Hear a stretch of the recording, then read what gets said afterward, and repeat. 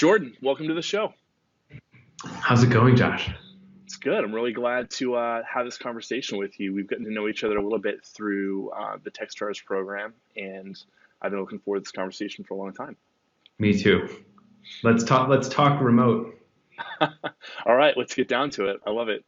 I think you're coming in with a unique perspective, not only operating a remote company yourself, but also building tools that are helping other people build their remote companies and to run those teams effectively.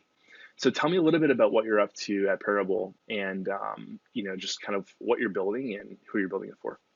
Yeah, for certain. So our long-term ambition is to build an operating system for distributed teams and distributed companies. And the thing that we feel that we see that not many people see yet is that lots of folks, particularly in knowledge work, are already working remote, even if they're commuting to the office. So before founding this company, I worked as a fancy management consultant. And so we were going to these really large, fancy office buildings, and it would be somewhat funny to me to finally get my half an hour with our client, like the CMO of a multinational empire or something, to know that they had probably sat in an hour and a half or 2 hours of traffic coming in from Connecticut. And then inquiring, like, how's your day going to be today? And having them flip the laptop lid over to me and showing me their screen and being like, just look at this calendar. And it's just one solid WebEx after another all over the world, and realizing, I get it, you're working remote, but you're still sitting in traffic. So there was this recognition that more and more of us are trying to negotiate how to work together on teams that are stretched across time zones and geography. And there are some very particular needs that arise from that we want to solve in one place. Yeah, absolutely. It's amazing. There's obviously very discrete or very explicit, rather, companies who are saying we've adopted a remote model. There's ones that are kind of somewhere in between, maybe a hybrid approach. But then there's folks who are still in denial and they think they're not remote, but you're right. Yeah. They're coordinating with people every day across time zones. And, that could be people on their team, but it could be, partners or others that, even clients that they're working with closely. So, that's right. Oh yeah, the client thing, that's a big dimension. I mean, even if you are all in one office, you have to be close to your customers, and increasingly that means popping on a video conference like this multiple times a day. absolutely. So how does somebody like that in that position, like take one of those VPs or one of your clients from the management consulting days, how do they react to that notion that they're actually like a remote worker? Was that a shock to them? Do they kind of realize that was the case after you brought it up? I think that it depends on their level of introspection into work. And that's going to sound funny, but there's roughly a spectrum of people, folks that recognize that the rituals that they engage in every day massively change the probability that they're going to reach the outcomes that they're going to get. And those who just sort of like show up and like reality is happening to them rather than them happening to reality. I think if you're a critical thinker and you see the data, like you look at your own calendar and you recognize that that's actually the mode that you're going to be in, you're going to start to make some adjustments. You're going to think about what you're going to bring with you from your previous experience of work, and you're going to choose what you need to reinvent for this like very massive shift that's happening to the global labor force. Absolutely. Yeah, and actually, so I know in your work with Parabol, you guys do a lot of thinking around the future of work, and you've created a huge repository of resources that people can tap into. I definitely want to link out to that in the show notes here, but just talk to me a little bit just about kind of, looking forward the next 5 years, 10 years, 20 years, just what does the workforce look like when it comes to remote? Just you've seen it from a lot of different dimensions, and you've studied it and you've written quite a bit about it. So talk to me a little bit about future of work and kind of how your team sees it. Yeah. So, first caveat, right? Like I am not a futurist. Like I don't want to say that like this is what the future looks like, because if I knew, we'd be making even smarter choices, I think, with what we're doing now. But given the uncertainty, I think the one thing we can all agree on is there's a great deal of uncertainty around not only how we're going to be working, but just sort of the globe in general with the different trends that are going on. One of the trends that I think is not under dispute is automation. And automation is affecting the labor force in a very particular way where we're seeing a bifurcation of wages where knowledge workers are earning many multiples those who are working jobs that are susceptible to being replaced by robots and AI. What that is doing is it's driving companies to be seeking a ever more expensive class of individuals. And because of some local trends, and I'll just use San Francisco because they're fun to make fun of. But if you take San Francisco, for example, and you're trying to build an anything company, because nowadays almost everything has an internet component to it, and you're trying to find knowledge workers who are capable of helping you build a digital business, if you're going to hire locally, it's going to be tremendously expensive. You're going to be limited in scope to those resources that are going to be found in the Bay Area, no matter how formidable they may be. And if you broaden your scope, and you're like, no, the walls of my organization are more permeable, I can actually find the best talent in the world globally, and if I can operate them efficiently and effectively remotely, that's a large driving factor as to why folks are starting to go more remote. It works on the inverse as well, where if you're entering the job market and you're trying to decide, oh, gee, am I going to move to San Francisco and be a local part of that network, or am I going to stay in my local market? You might ask yourself, well, how much am I going to make, and what is that going to mean for my life and lifestyle? If you make 100K in San Francisco, and this is just talking among knowledge workers, like this is kind of a poverty wage in the Bay Area now, which is crazy to think about. Yeah. But if you're a single person and you're looking to live in an efficiency apartment and you're paying between, I don't know, let's call it conservatively $2,000 a month to $3,000 a month, and after taxes, your take-home wage is like 65 or 70K. It doesn't leave a heck of a lot of you every month to live and have as broad a life experience as you possibly could if you're going to live in another market. So we're starting to see those sorts of things play out as future trends that affects the space in particular that we're doing. Yeah, no, it's brilliant. It's a strong observation. I think, a lot of people have been talking about what is the future of these central areas of innovation like San Francisco, or just just kind of the Bay Area in general. Like, what will happen once the popularity of the remote model extends to the rest of the world and people don't feel limited by local resources? Do those kind of get diluted? Do they, have a new wave of innovation? Be interesting to think about, what is the future of those geographical locations that have been, traditionally associated with innovation and cutting edge technology? Yeah, and I think that it's actually very hard to predict.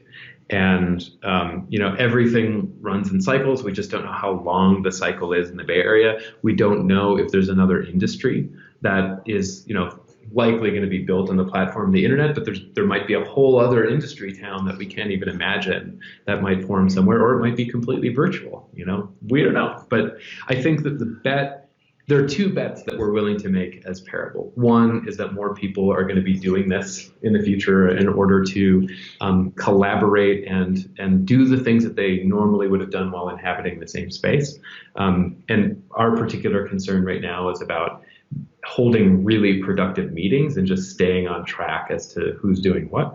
And the second is related to the first, which is in the realm of productivity of knowledge work. We believe that horizontal productivity software is kind of silly in the sense that, like, if you're Asana or Trello, although both products are incredibly awesome, it's a really, really hard thing to try and be everybody's best productivity solution when if you're collaborating cross-functionally, meaning you have like your marketers and your designers and your technology folks and your lawyers, and they're like all together on one team trying to do something substantial. Each one of those disciplines has amazing tools that are suited to specifically what their job does. And everything organizes tasks. Like, if you're using GitHub and you're like taking out issues, or using Jira and you're, writing stories, those things are suited to your job domain. But there's this new problem that's created and is exacerbated by not being able to be in the same room. It's just like seeing each other's work as it's squirreled away in this multitude of additional systems. And so I think as labor goes forward, we're just going to see that each discipline gets more and more powerful tools for their job, and those tools are going to get more and more specialized with time. Brilliant.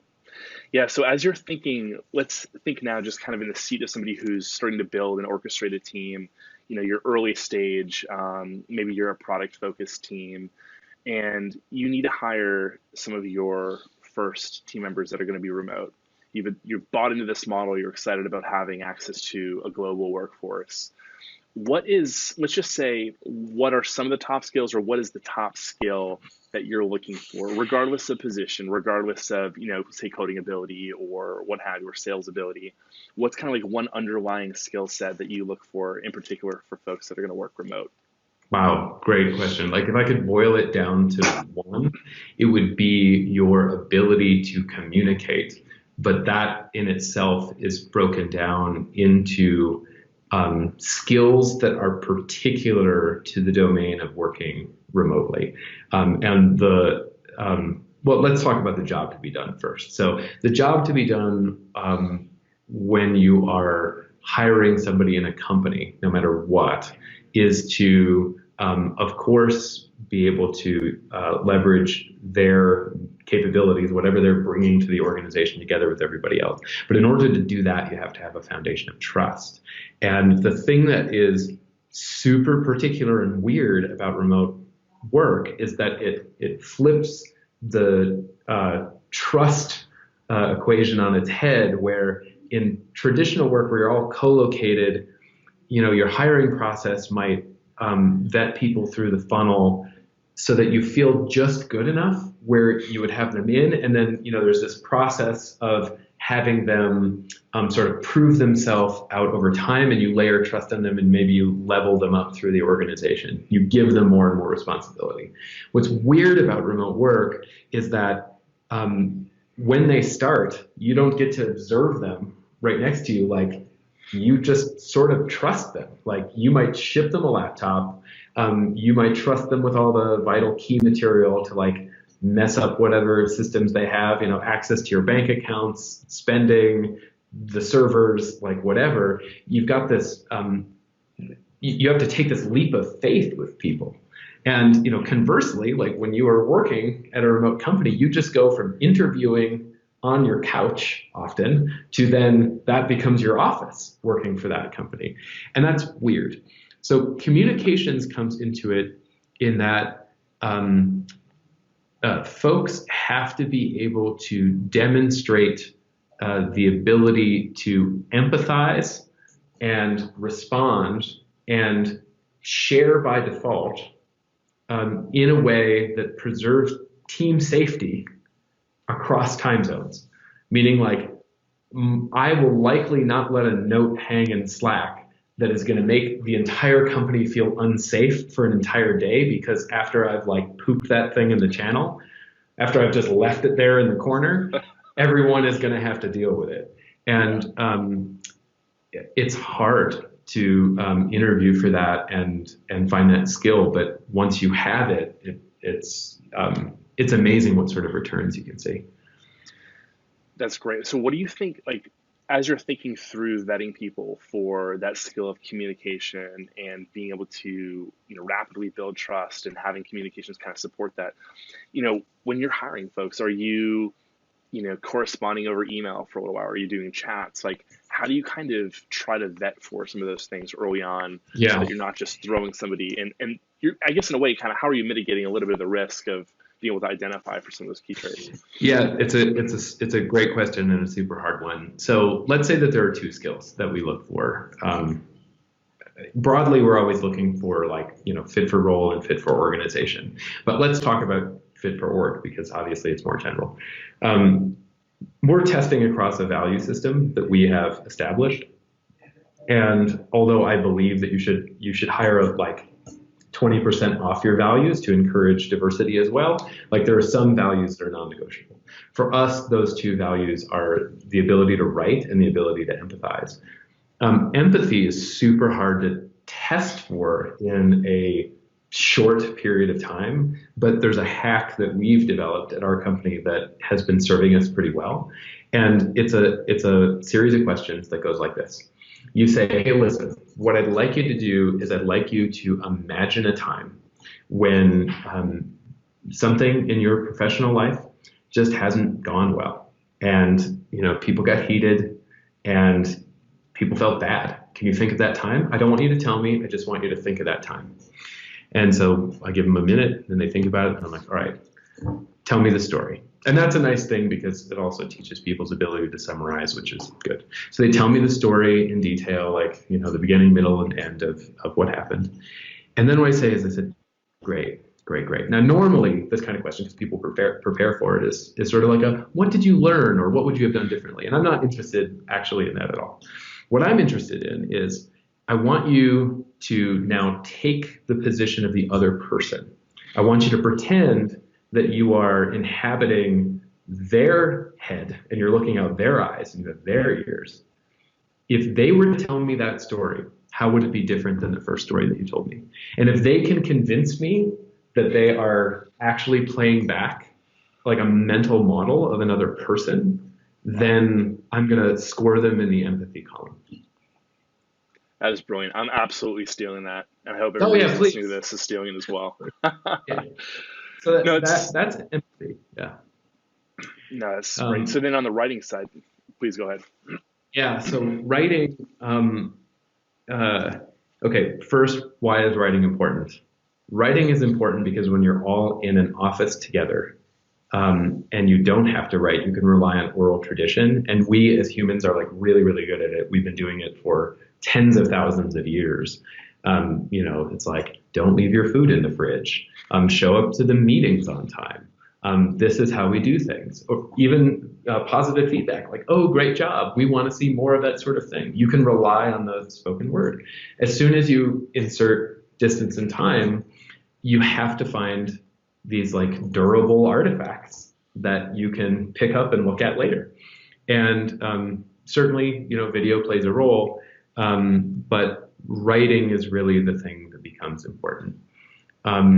So for us, when it comes down to writing, we scrutinize their ability to communicate with us, and they may not even be aware that it's happening. But in the non-spoken moments of the interview process where we're setting up the time or asking them questions about their expectations, we're learning about their ability to write. And then the final, the capstone project before we decide to hire someone is we actually do paid work, which is becoming increasingly common. It used to be like our weird thing that we thought no one else did. Now lots of folks are doing it. But what we do is we pick a project off of one of our team's backlogs.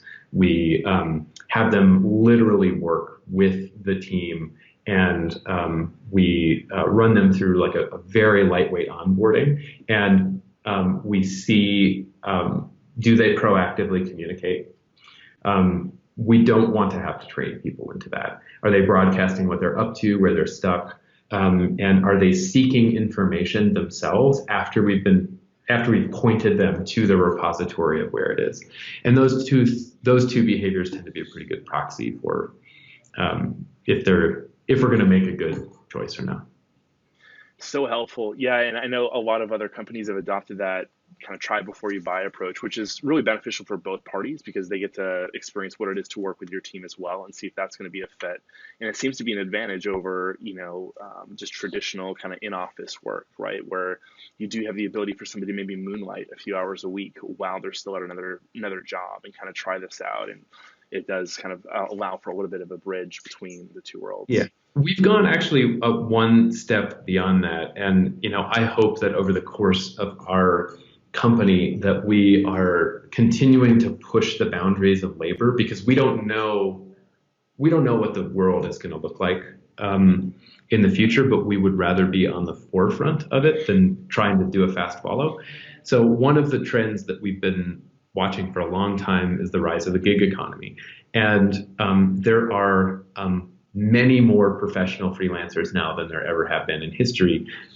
The ability to be remote and have some arbitrage over your local economics is driving a lot of that. Aside from just like, I want to go to the gym in the middle of the day when it's not as busy. But what we've tried to do is figure out, we're an early stage startup, so how can we preserve cash while having access to really, really strong talent? We started a thing called Equity for Effort.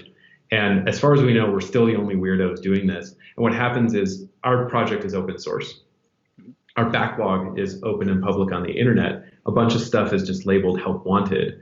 You come, you bid for it, you say, I'll do it for this many points in the program. As soon as it's gone through the entire process and we've merged it in and credited you those points, if you pass a threshold and you've passed 100 points, we'll actually issue you, if you qualify, for options in our company. Wow. And to try and figure out how to have an outsized labor pool that we can draw from and take advantage of these trends in labor is important to us. Wow, that feels like a platform in and of itself. Doesn't it though? And we see this stuff and, this is going to sound kind of critical, and it is, but we see this stuff in blockchain land a lot. And, I have some good friends who have started some blockchain labor companies, these sorts of activities get recorded on the blockchain. And I looked at it and I'm like, we can do this without all that fancy tooling. Like the only thing that we need is both parties have to trust each other. And as long as they trust us to keep account, it's going to be fine. The way that I think about it, if we can't build a brand that people trust in, we got nothing. So we just do it on a spreadsheet. It's fine. That's amazing. And it's kind of like a first pass at attracting the folks that you may want to bring onto your team in a more full-time capacity anyways. Exactly. It's a great entry point. Yeah. We very commonly, so those capstone projects that we call batting practices at the end before we hire, we very commonly go to that well to be a source of those projects. And when potential intern candidates are writing us, and we're in a very privileged position where we get a lot of folks that are like, hey, we would love to work with you in some capacity. We often send them to the Equity for Effort program first, saying, hey, we do preferential hiring because you're pre-trained, we can see the quality of your work and the incentives are aligned early. We hope that lots more people build on this program and make it better. We think it's cool. How can people find that program right now if they were interested and they're listening to this? They're like, I want to try my hand at that. Should they be just Googling Parabol Equity for Effort? If you Google Parabol Equity for Effort, it'll be position 1 on Google. In our footer, you'll see a thing that says Parabol is open source at parabol.co. That'll take you to our source repository, and there's a whole section right in the README that just says contributing to Parabol, and that's how a lot of people find us. That's awesome, man. I love that. I feel like you're onto something there, and it's early days, but that's really cool. I'm gonna have to keep up with that on you. So let's talk a minute, Jordan, about transparency, right? So hopefully this isn't too hard of a veer right or left, but a lot of times when we think about remote and distributed companies, those companies are also coupling a heavy degree of transparency into their culture. Mm-hmm. So Buffer is a great example of that, where they take it to an extreme, and they're posting salaries, they have extreme value around openness and transparency. So how do you view transparency as an attribute of remote companies? Is it something that's inextricable from building remote? Walk me through that, and how do you view that even just in building Parabol? Yeah, okay, that's great. I think that transparency tends to be an attribute of remote companies, again, because of distance and time, where you have a bunch of humans in your organization who are exploring often a very uncertain marketplace. They have to make like lots of informed guesses in order to make progress. In order for them to do that, they need to be acting with the information of their colleagues, but they can't like turn to their left and be like, hey, Julie, what do you know about customer X? Like it has to be accessible to them in the moment they need it while Julie might be asleep. That drives a need for information transparency, and often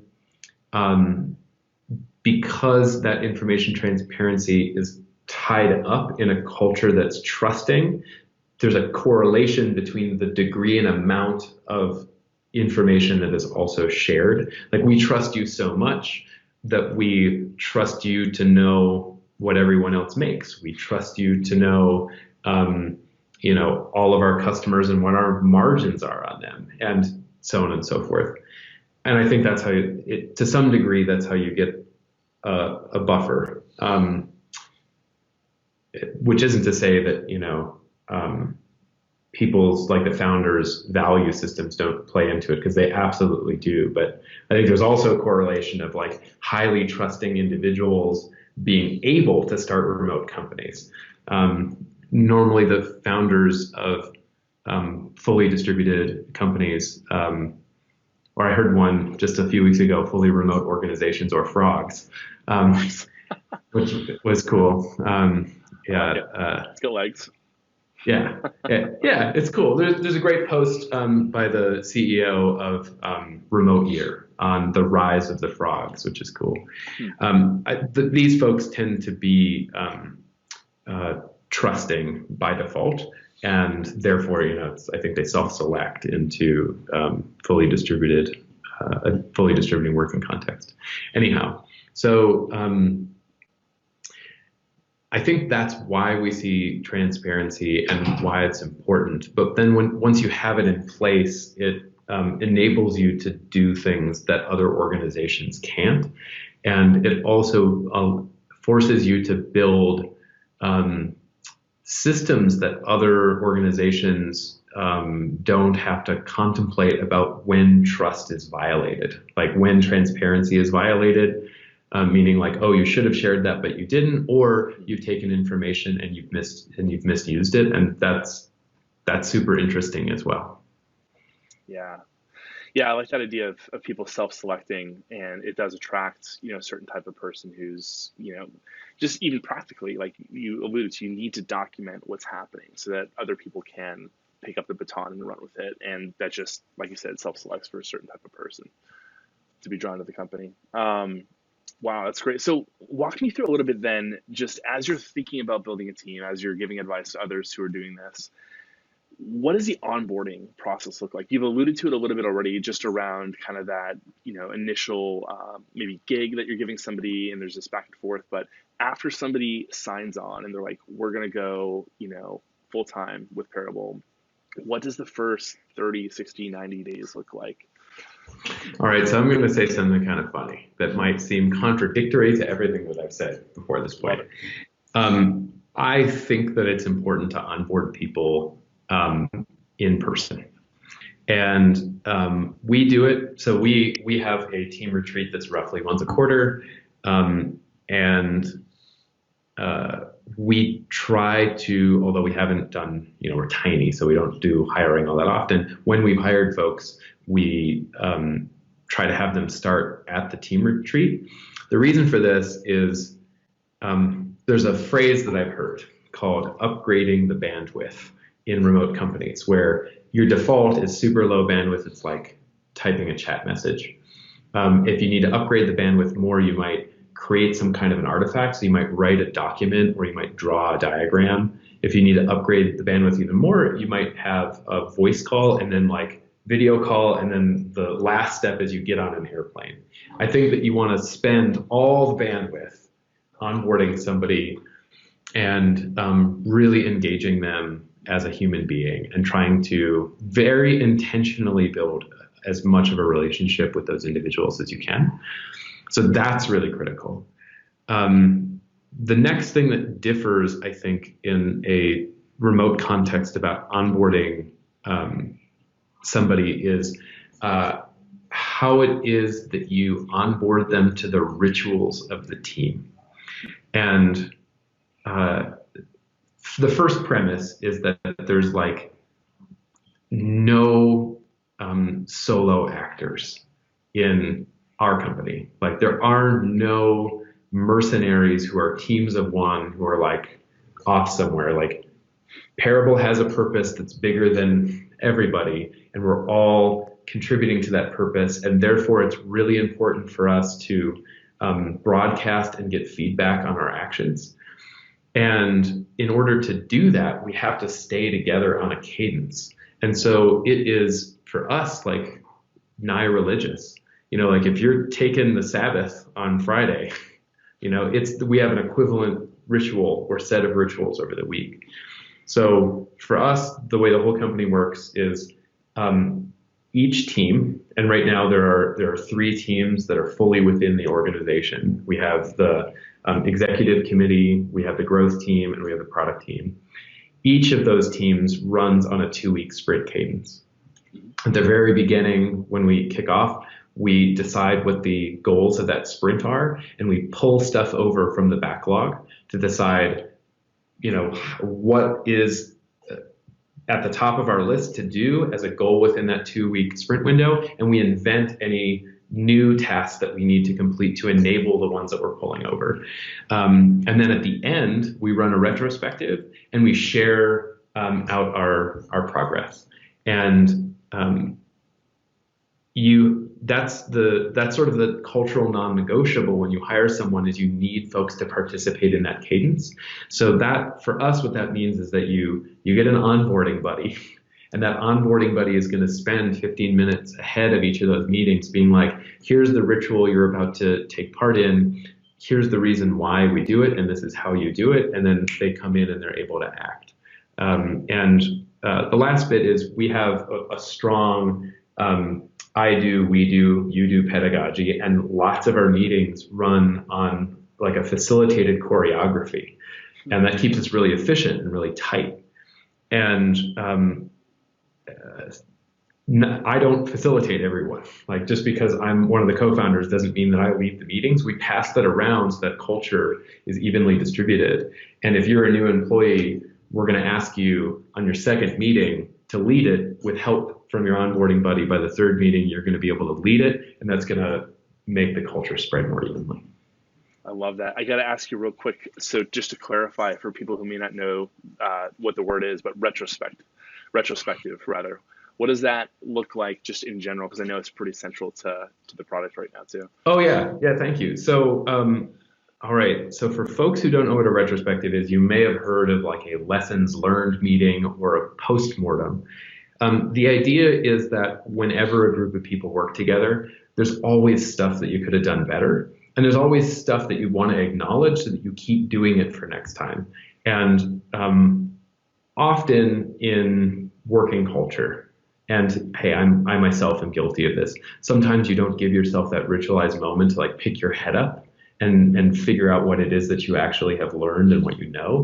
And a retrospective meeting is a very intentional period to figure out what you've learned. They sometimes are really freeform. It's just, you know, people have a conversation. Like a lot of postmortems are like, hey, what did we learn?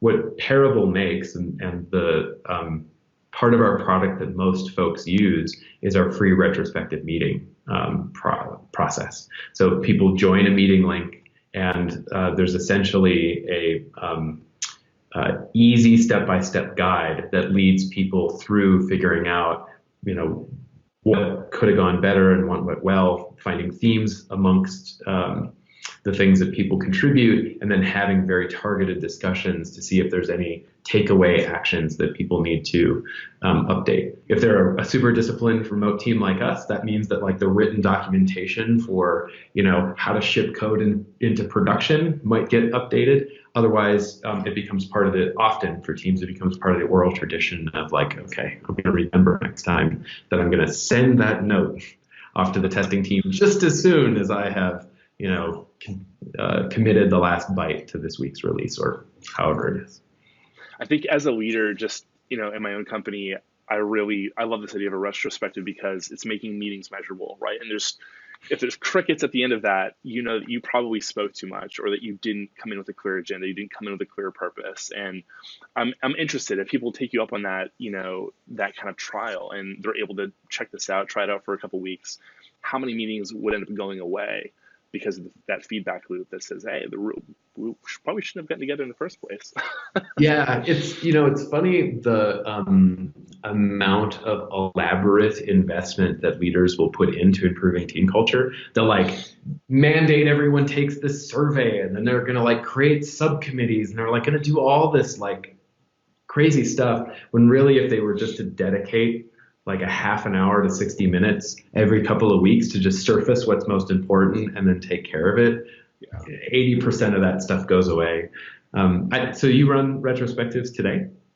Well, I wouldn't have called them that. I wouldn't exactly say that they're, as planned as I'd like them to be, but we've called them postmortems, right? We've done them typically when a client engagement ends or when some other initiative or campaign ends. But we've lacked like a real skeleton or a framework to dig in and I think mine the most important details. So I'm definitely going to be, implementing for ourselves some of the tools that you guys have created because I think it gives a framework, right? It gives, or as you refer to it, an operating system. One of the broken record things that my own team hears me say a lot is the only wrong way to do a retrospective is just not to do one. To not do it. Yeah. Yeah, something's better than nothing, I guess. That's right.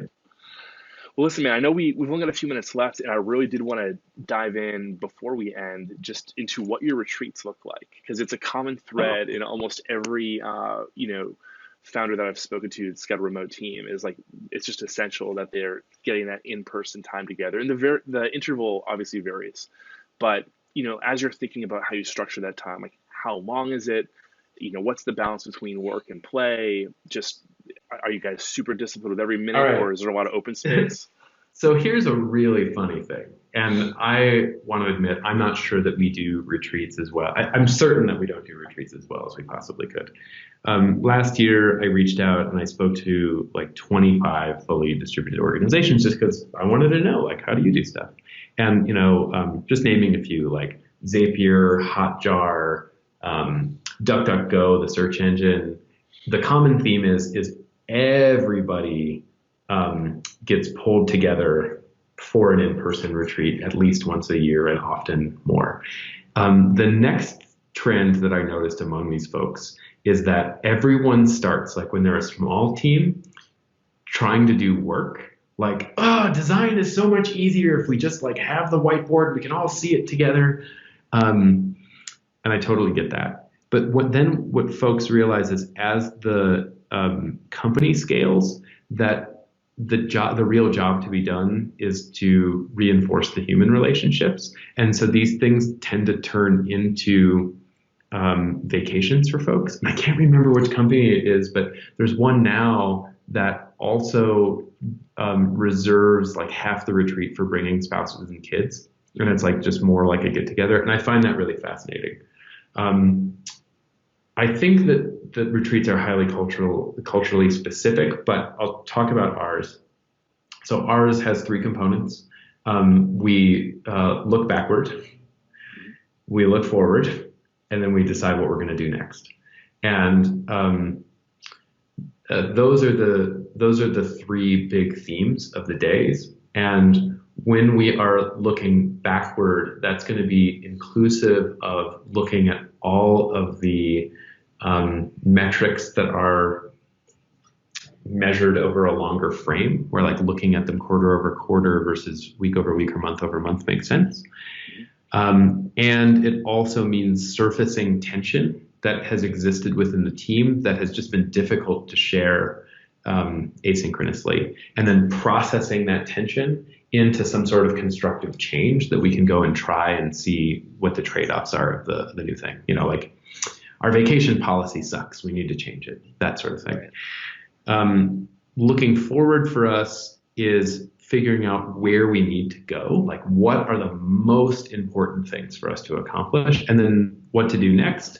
We totally acknowledge that, all plans are lies committed to paper or bits in our case. And so the best we can ever do is decide how the next one, maybe two sprints are going to look, and then go off and learn from there. And that's our general format. I love that. I love just having a simple framework to come in and just kind of letting the rest of the time breathe and let people kind of, rub shoulders together and just see where it goes. But having that one guiding kind of framework is really helpful. Even just real practically though, do you guys choose like a midpoint? Do you choose like a unique location? Is there just a group of people that are kind of closer together? Like, how do you choose where to go? We, for the first couple of years of our organization, only did them in New York because there were two of us in New York. I moved to LA with my wife, and the rest of the team was super gracious to come out to Los Angeles right after we had our baby. And now we have this funny implicit rule of like, the person with the youngest kids gets the location. Nice. It's not going to be a scalable practice, but that's what we're doing. So our next retreat is in like 3 weeks, and we're going to Dallas, Texas for it. That's awesome. That's awesome. It's very considerate of your colleagues too. Yeah. Well, Jordan, thanks so much for coming on. I feel like you just brought us to a new level of almost like you're like this philosopher king around distributed teams, man. I'm telling you, just the way that you're articulating some of these principles, I'm excited to follow the work that you're doing. If others wanted to reach out, connect with you, what's the best way for them to find you or interact with you? So there are three really good ways. The first one is you can follow me on Twitter if you like someone who waxes poetic. Oh, you'll really like my Twitter feed. That's at JR Husney. That's Husney. I can also be reached via email. That's Jordan, Jordan, at Parabol, Parabol.co. And the last one is sign up for the product. And we still will communicate if you desire. If you opt in, we'll reach out to you when you sign up for the product. And it'd be wonderful to hear from you and see how you're intersecting with remote work, whether you're fully distributed like us or you just have a calendar full of video meetings. Thanks so much for coming on, Jordan. We really appreciate it. And we'll definitely put links in the show notes to both the product, but also some of the resources that I alluded to before that people can take advantage of. I found them very helpful in just rounding out my view of what's happening kind of in the future of workspace and how people are thinking around remote work. So thanks again for coming on. I hope we can do a round two sometime soon. That'd be great. Thanks for the opportunity. Take care. Take care. Ciao.